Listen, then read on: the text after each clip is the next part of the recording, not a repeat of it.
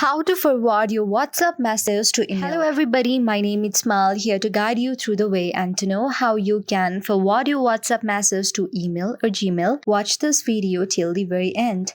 First of all, make sure that you have installed the latest version of WhatsApp on your phone so that you won't miss out any features.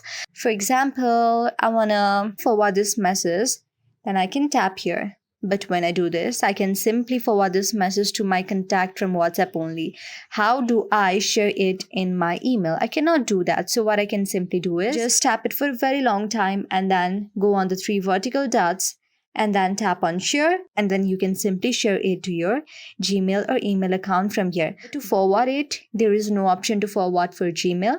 So if you have any written messages, then what you can simply do is just tap and then copy the messages. After copying the messages, go on your Gmail and then compose an email and then just paste your message on your Gmail account and send it to whoever you want to send. That is only the way how you can do it. I hope this video helped you. If you liked the video, then please to subscribe to our channel, thumbs up and comment on the comment section for suggestions and questions. Thank you.